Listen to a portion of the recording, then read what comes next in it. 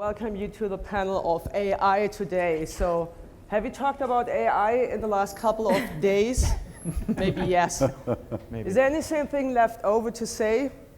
Of course.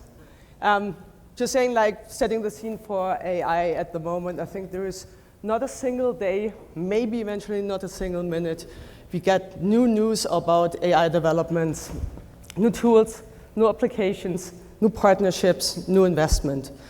So, of course, it's interesting to understand, like, what does it mean for our industry, and where, like, is it enhancing new productivity, sustainability, but foremost, like, driving innovation. And saying, like, why is not everything been said yet? Just saying that because it's exactly the time at the moment where we benefit from different perspectives, experiences, topics, because, like, everyone has a different set of things they already tried and do it. And I'm so happy to introduce, like, a very, very interesting panel here with me. And just get started. I would love you to introduce yourself, but I combine that with a first question already. So starting with you, Teddy. As a cooperative, Land O'Lakes has a unique vantage point across the supply chain. Which areas do you think are the most impactful and can be really advanced by AI? Sounds good. So we're here to talk about artificial insemination, right?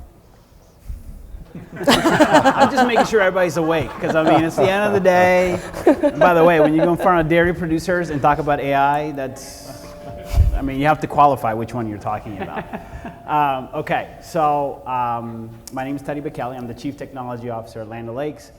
Technology around the digital AI software side, not so much R&D, although I spend a lot of time with my counterparts there. So Land O'Lakes is a farmer-owned farm-to-fork cooperative. Most people know us for butter and cheese that you buy at the store, but actually that's only 1/3 of our business. Winfield United is our crop inputs business, where we buy seed, crop protection, plant nutrition product from basic manufacturers, and then make that available to our retailers that are part of our cooperative system. We have our feed business that actually has the name Purina, not dog and cat, but every other animal you can think of. We've got feed for that, from horses to chickens, and of course dairy cows. And then on the, of course, the dairy business is we get the milk from our members, which are part of the cooperative. We turn it into butter and cheese and powders that all of you take advantage of every single day. So that's kind of the farm to fork. So in a way, we represent the supply chain or the value chain from end to end, all the way from the seed getting into the ground to all the way to what animals consume, and then what those animals produce for us to consume as humans. And so we kind of see it all, and AI has a huge impact. And I'll say AI, I mean, these days talk about AI is like saying technology. I mean, it is vast, and I will use it in that sense, meaning, yes, we have narrow AI or practical AI, there's generative AI, and some examples for that we see like having a huge impact. There's a lot of impact on digital agronomy. So we've talked about precision agriculture, but more and more I think AI is unlocking the data that's been available for all these years. And what I mean by that is be able to talk to the data. So we're working, for example, in a small language model. We have a lot of manufacturers doing that, on how you can ask a question from the basic kind of I have an issue with a disease to all the way down to how do I combine this adjuvant and herbicide together. We see AI being used in trading. So a lot of the grain comes off the ground, and now you've got lots of corn and soybeans, especially if you're in the Midwest and most of North America, and we got to trade it. So you got to hold some of it, you got to sell some of it, you got to hold it for a little while. How much longer? Depends on the weather, depends on the buyers, depends on the markets. So you could use artificial intelligence to do trading in that environment. We use it a lot for feeding. So even though you have a herd of cows, like how do you make sure that the right sort of combination of carbohydrates, proteins, and minerals get combined together to give you optimal health for the cow and for the entirety of the farming operation.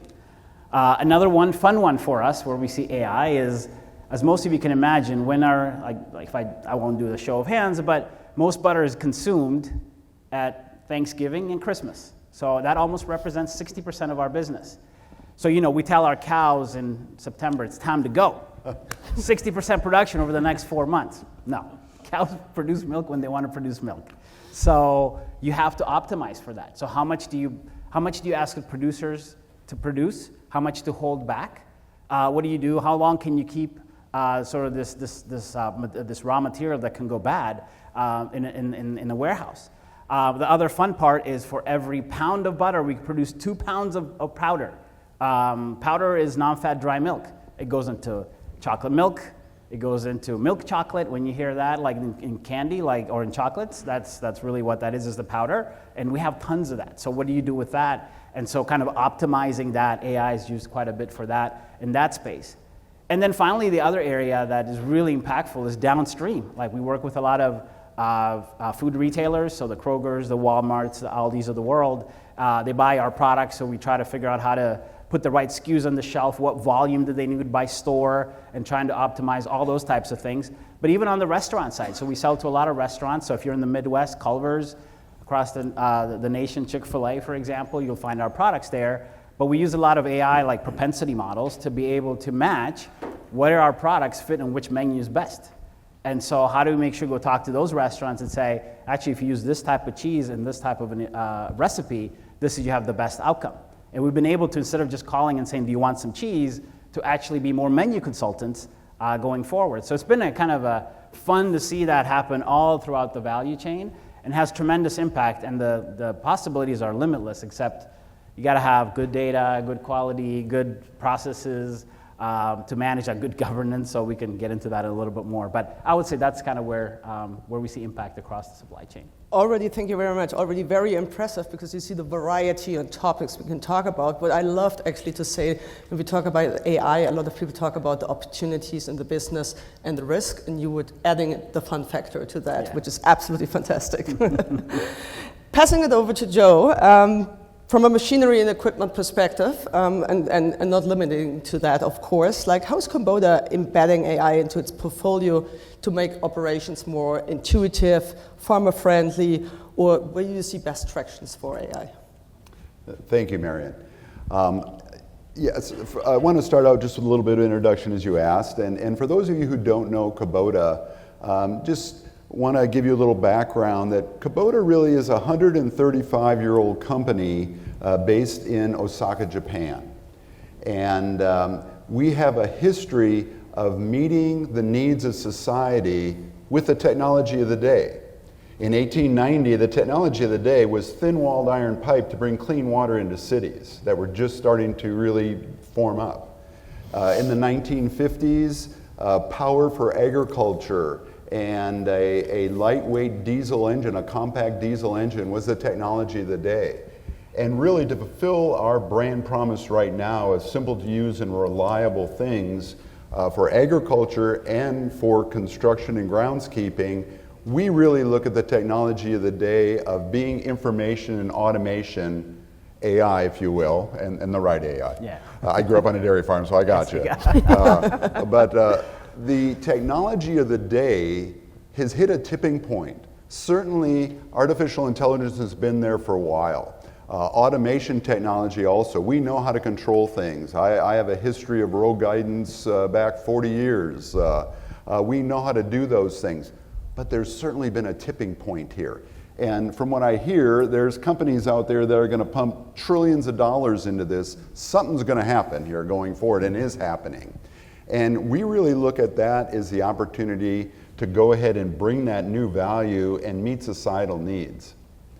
Carissa, and I hope I get it right here, Sonoma wine growers. I don't know if you grow wine or whatever, but it all ends up in that bottle you had there. I really appreciated your comments and bringing it home to us. We find that really going out to that customer and understanding what's so important to them is the key. And when we try to analyze that, what the Sonoma wine growers and many of the other people out there are looking at is kind of an operational cycle. And we look at assessing, analyzing, and acting. And if you go to artificial intelligence right now, the key area we feel there needs to be applied is the analysis of that information. I've been involved in precision farming since the 80s, the 90s, and For the row crop farmers, they've had data coming in for yield monitors, thanks to TopCon and others, for many years. How did you put it, Carissa?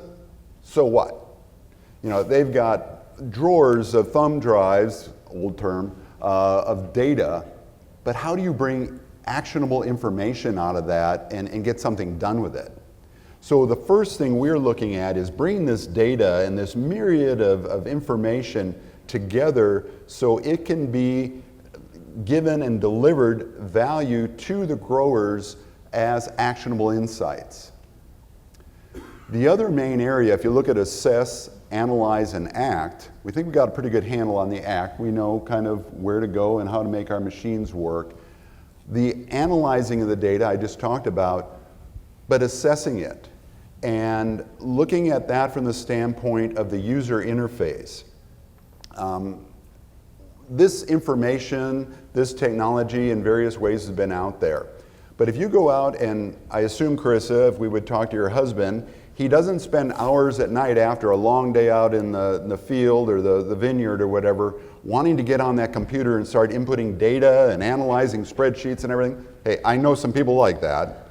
But farmers, our small construction customers, they're people of action, men and women that want hands-on, and that's why they chose that career. They're out there getting things done.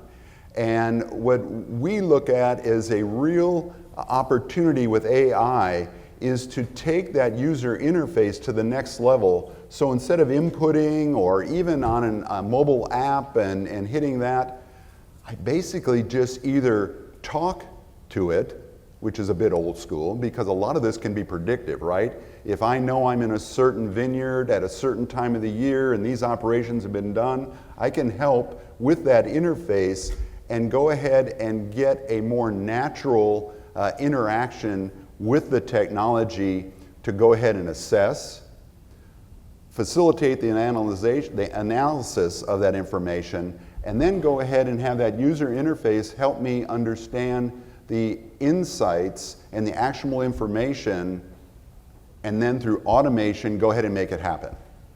Or not make it happen, depending upon the decision.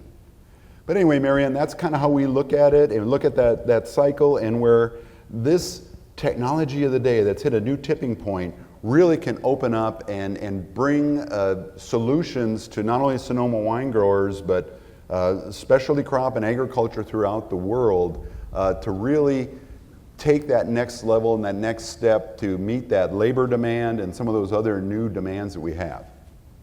Thank you very much, Joe. This is great. And actually, you already mentioned a perfect handover wording for Andrew here, because we're not just talking about any types of single products or like input products or machinery products, as we can think and even get stronger in thinking about farming systems. And so maybe that's handing that over to Andrew. Like TopCon is on the forefront of precision farming.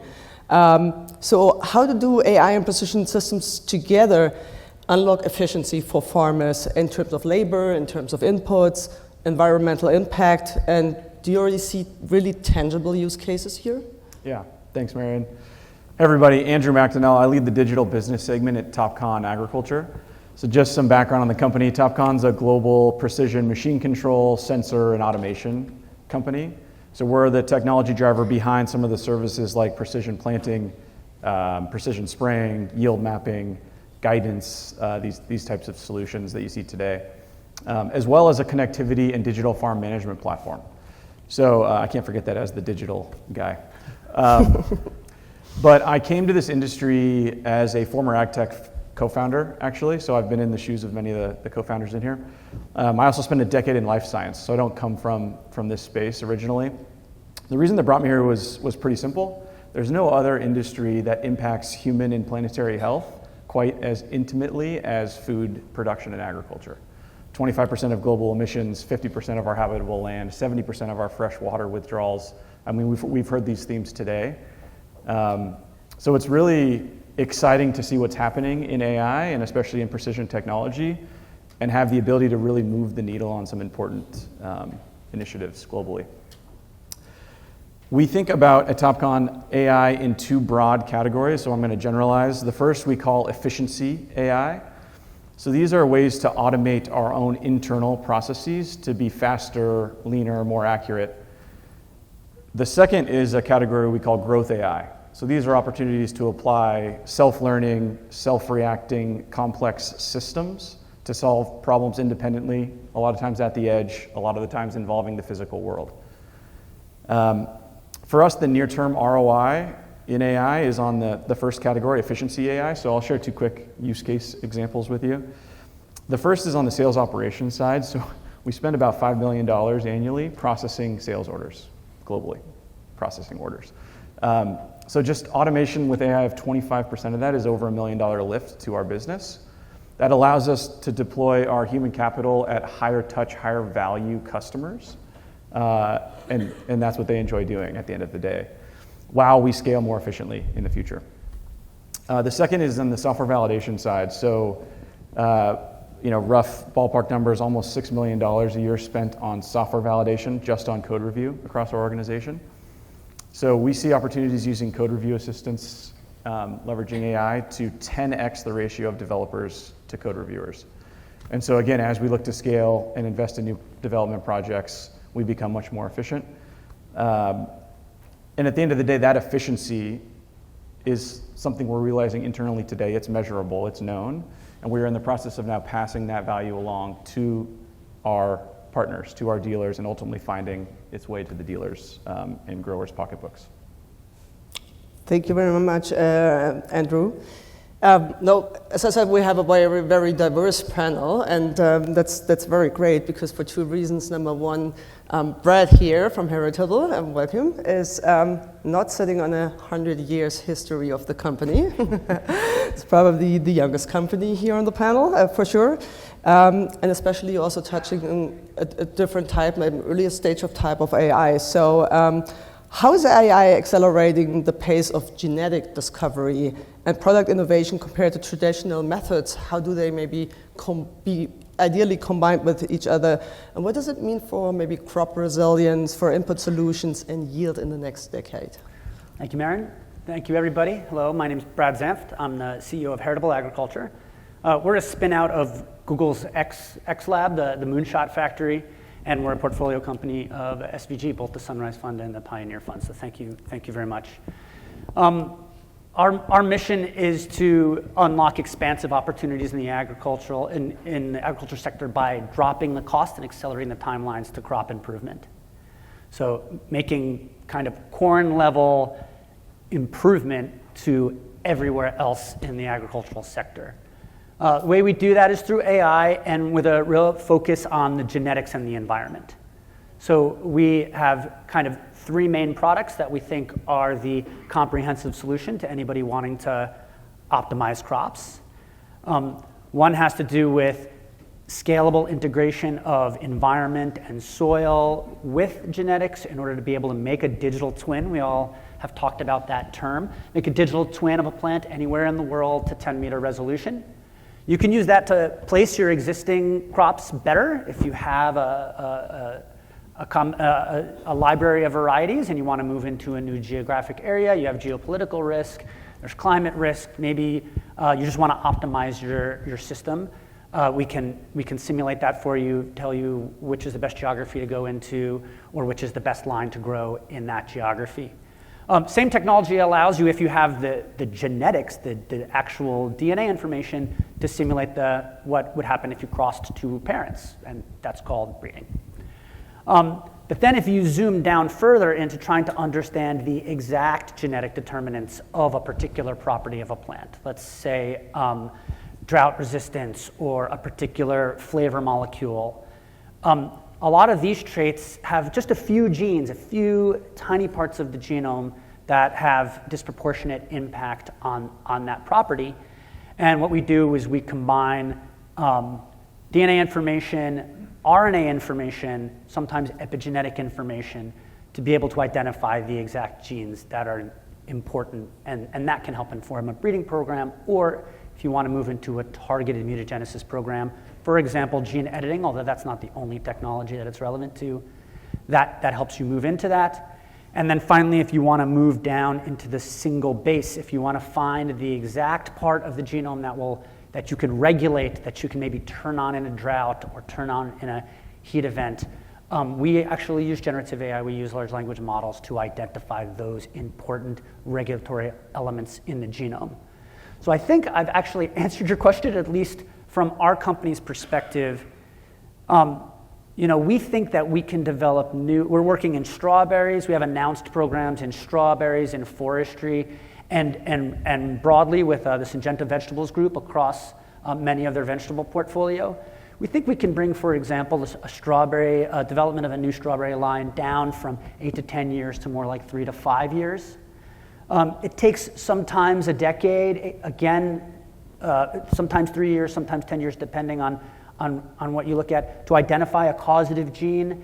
We've proven it in real plants, in real fields, that we can get that down to 14 to 18 months.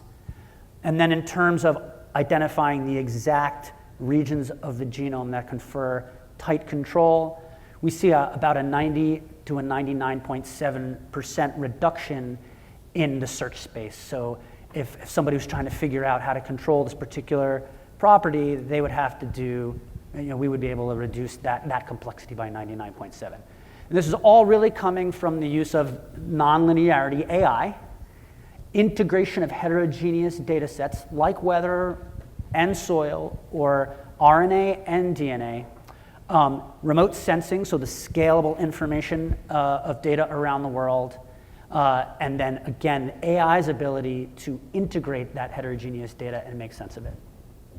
Yeah, perfect. I think the combination of topics is exactly like one of the key areas here. A key word you already mentioned. So my next question is an open question for the panel. Please feel free also to comment on each other.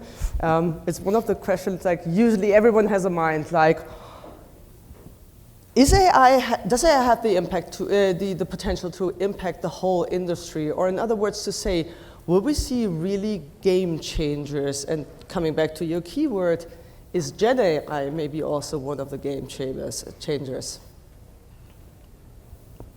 Maybe Joe, do you want to start with that? I actually was going to ask Brad. This concept of heterogeneous data sets, we struggle with it. For those of you in the equipment industry, there has been numerous attempts to try to get standards of communication data standardized across AEMP 2.0 and things, and even within the standard sets, there's variation. And we really struggle with this from a Christian tradition, this house of Babel, if you will. If you don't mind, Marianne, Brad, help me out with that. Is that real? Can it go in and instead of an API, I actually can let it loose in these various data sets and figure out what I really want to know? I mean, I think that's the real here and now impact. This is low-hanging fruit, so to speak, in the AI world. I mean, think again from our perspective, or from a breeder's perspective. They have heating degree days. They have inches of precipitation. They have SNPs, molecular markers. Those are all different units. They're on different scales. And it used to be kind of, in the linear world, that you have to identify how to weight those different things and how to convert the units. That's exactly what machine learning actually really does very well, is you can put all of these different data streams in at once and let the computer figure out the weighting and the conversions. And so when you're talking about impact in the near term, this is just here, right? This just allows people to take complicated things and make sense of them now. What I want to expound on a little bit, because we talked about earlier the timeline. As a venture-backed company, I also have to answer these questions about time to revenue and whatnot. That's a challenge and an opportunity. I just want to take the moment, because this is the room to say it too, right? The real impact of AI will be when it creates a physical object. Right now, we're living in this amazing time where you get on your computer and you talk to Gemini or ChatGPT, and it's a moment. It's a user experience moment where you can see the culmination.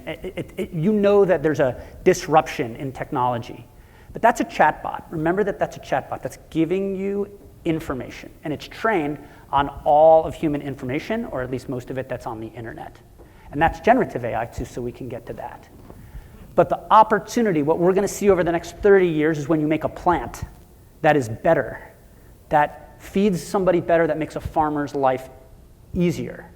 That's trillions of dollars of value, but we are on plant breeding timelines, or at least you're limited by how long it takes to grow a plant. It's both a challenge, but it really is the long-term opportunity.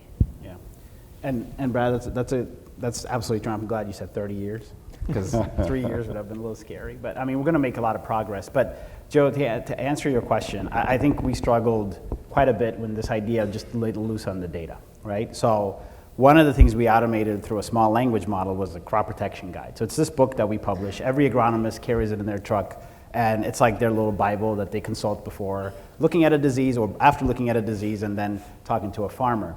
So we're like, can we actually digitize this thing and apply a large language model? So instead of having to open the book, you ask what you want and you get the answer back. And as Brad said, retrieval models are, if you're just saying like, this is the disease and this is the herbicide I'm going to use, it will give you the exact ounces. I mean, that's just getting the data from the book. So it gets that right 100% of the time.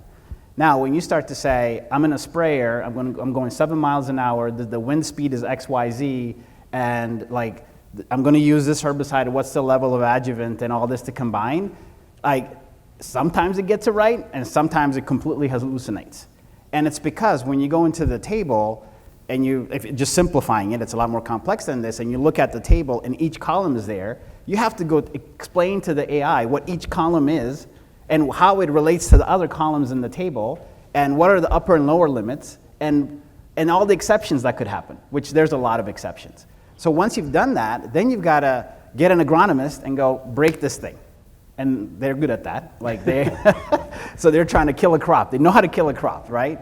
And it took a while because they would find a lot of issues. So that is just, because we had the data, we had it digitized, it was there. It was just letting it loose and find out wasn't exactly the same as getting on to Gemini or ChatGPT or whatever and be like, hey, I'm trying to go eat something. Can you come up with a recipe for this? And it comes up with it and like, okay, it may be wrong, but you'll adjust it as you go along, right? So killing a crop, not so much fun.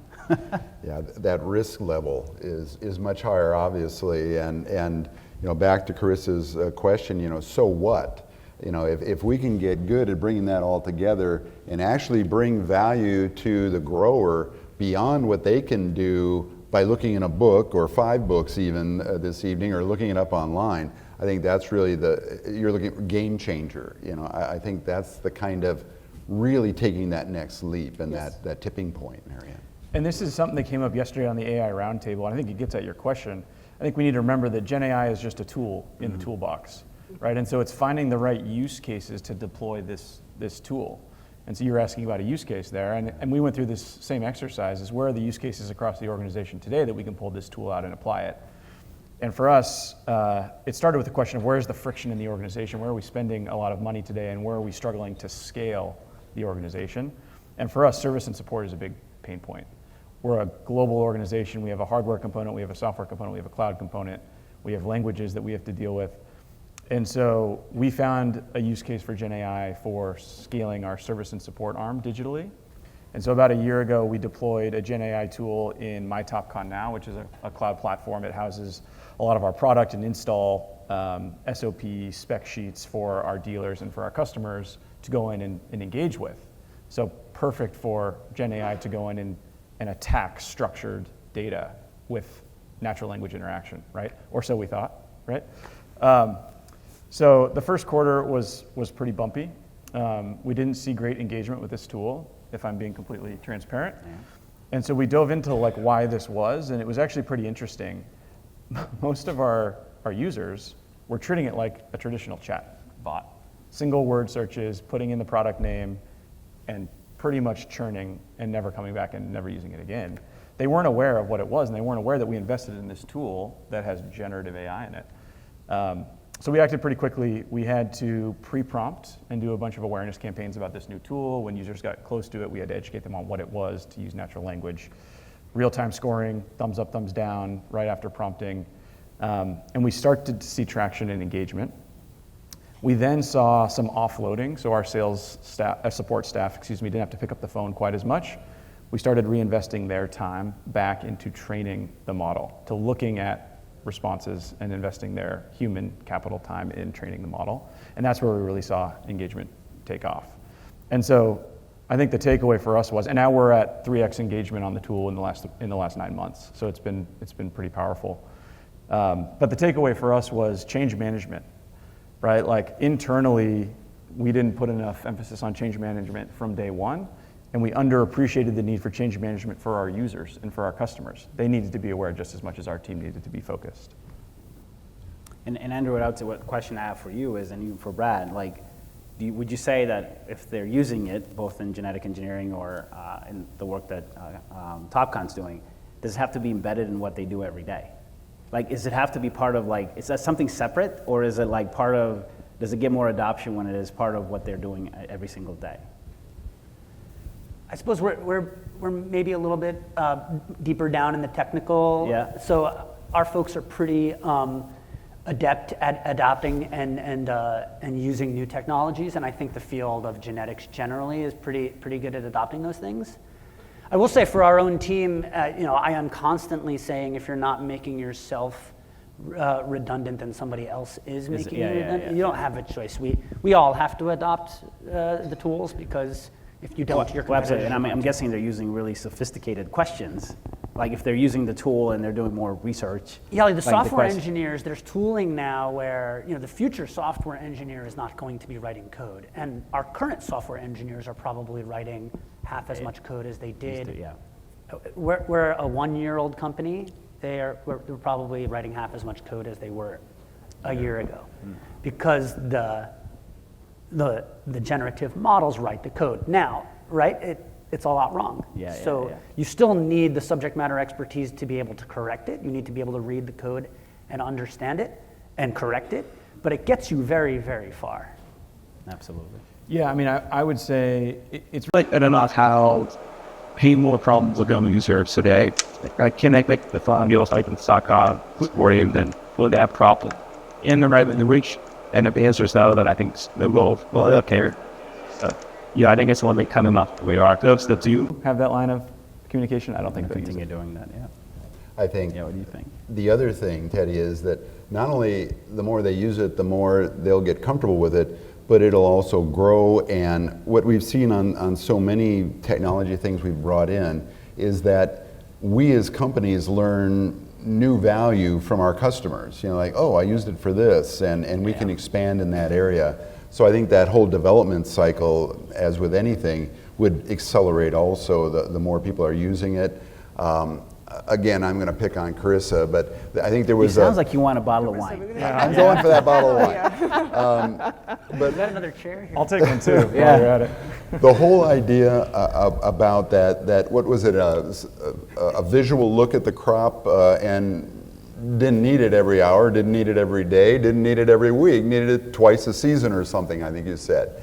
Well, I think what we find is that if it's that easy and that accurate and we have that much faith in it, we will start looking at it more often. We will bring it into our decisions, and we'll have better decisions, more timely, and all the other sustainability. And is Scott still here? Scott, what we're going to build? We're going to grow more berries with less inputs. That all comes together. That's so right. I think there's a number of different aspects to that. It's just adding a flavor to that. So how important is collaboration between the industry partners in doing that and getting solution faster to deployment into the farmer? We, Heritable, will not be building sales and distribution. We're not going to have tractors. We're working in the greenhouse space in Ontario. Through our strawberry work, we're not building greenhouses. Heritable's model is to sit as the AI center of the value chain between genetics and product. So everybody, we're open for business. You can demo our product placement product at our booth. we will only be working with the industry. That's the way we're going to build lasting value. It's the way that we get data to improve our models, and it's the way that we bring the value back to the industry and to the society at the end of the day. Mm-hmm. You know, I would say, so I've been in this role as CTO for 7 years, and prior to that, for 5 years, I did a lot of ag tech. And my view on it, you know, if you had asked me 10 years ago, I would have said, oh no, it's like we should participate, we should collaborate, share data. It's only good for the farmer at the end of the day.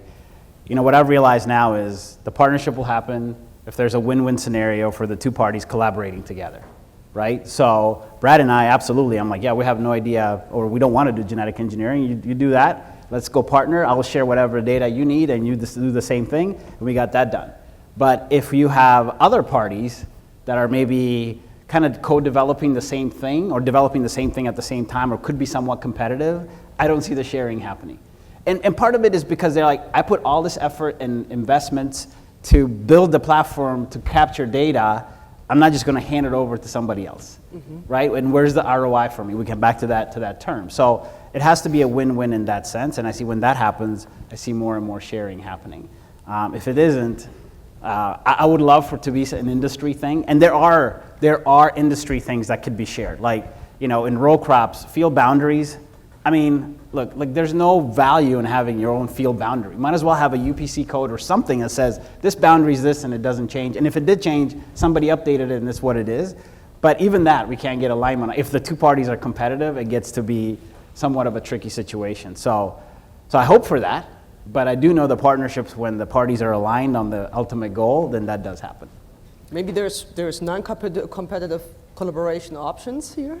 Yeah, no, absolutely. I mean, and I also want to play on the win-win comment you made. I think that's right. And so, like, when I think about this growth AI category I mentioned, a use case that comes to mind for us that requires a win-win situation is looking at the final mile to get machine control to a grower, right? For us, we outsource a lot of that distribution to third-party distributors or to OEMs themselves, like my friend Joe here. And so there is a lot of friction and complexity to getting this technology integrated into a tractor or into an implement or into both. And so the future unlock we see is putting intelligence into these sensors, into these control systems that span colors of brands, that span tractor and implement. And in order to get that intelligence to be effective on the edge, we're going to need to pull machine data from the implement in real time. We're going to need to pull machine data from the tractor in real time. We're going to need to allow an agentic AI system to control, machine control on the edge, to self-calibrate, to do things that the humans are spending 2 hours, 4 hours, 2 days on today. So a use case that we know a conventional machine control install can take anywhere from 2 days for 2 operators working full time. These are highly paid, highly skilled operators. So if we can get together in this win-win situation where we're sharing machine data, we're sharing specs, we can give the power to our agentic AI systems, we see opportunities to get that down to a single operator working with a team of agents in half a day. And so you can just imagine the friction that alleviates from that value chain that will ultimately make its way to the dealer and to the OEM and to the grower. And you know, I'll come back to that whole data sets and trying to use this to go ahead and get those data sets so we don't have to worry about competitive and value, that it kind of takes that all away and lets us use more data sets. I forget the term you had there, Brad, but multimodal. Yeah, these different heterogeneous data sets. Even if we were wanting to collaborate with our major competitors, it's a monumental task. And I think that AI truly can go ahead and solve that short term, medium term, whatever. The more it can solve it, the more data we'll be able to bring together and the more value we'll be able to bring together out of that. The other collaboration thing is, I forget what panel said it this morning, but it said as automation came into their industry, things changed. I have a autonomous lawnmower.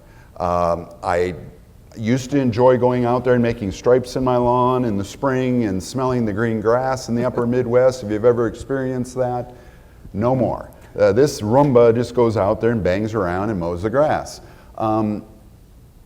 my point is this, that automation, this technology, will still bring the value that the customer wants, but in a different way. And if we're truly going to do that, all the way from genetics through the distribution value chain, the consumption by the consumer, whatever it is probably going to have to change. Now, it won't change totally, but there will be changes to that. And if we don't work collaboratively, we won't get the full benefit of this to society. And I think that has to be, that win-win have to be looked for, and it's events like this that help that. Yeah, that's well said. What do you do when the lawnmower now is doing the work? Drinking some wine. Glass of wine, watching it on the boat. Yeah. We're probably going to share a glass of wine with this. Yeah. And we knew we were before wine session, so we had to talk about it, right? So yeah. No, absolutely. So I actually could go on. It's like time flies. It's fantastic here. But unfortunately, we're coming to the end. So I would love just to very quickly end this panel with 3 rapid fire questions, which is like asking the question, and you're just allowed to say yes or no. Is that possible? So my first question is, will AI eventually replace human decision making on farms entirely? No. No. No. Eventually? I mean, in Eventually, 1,000 nothing's years? possible. Yeah, I don't know, yeah. Yes? Okay, so eventually. Second question, should climate-focused investors treat AI in agriculture as a priority sector? Yes. Yes. Absolutely. Yep, 100%. Absolutely. And the almost last question, because an extra one, is lack of investment a bigger barrier than technology itself in deploying AIs at scale? Is there lack of investment, or are you saying there should be more investment? I think there could be more investment in this sector. I think there's other sectors. Yes. Yes, there could be more investment, but it's going to be difficult to prove the ROI. And so you have to figure out a way to do that. Okay, perfect. So I said like almost the final question, because there's one final question I'm going to ask you by raising the hand, and I'm going to ask everyone here by raising the hand as well. We all know about the risks and challenges of AI, but going back to you, Teddy, who's on the side of loving also the appetite for going for it and the fun factor of AI? That's very, I think, clear answer. Thank you very much to a fantastic panel and discussion. Thank you very much. Thank Thank you you very very much. much. Great job.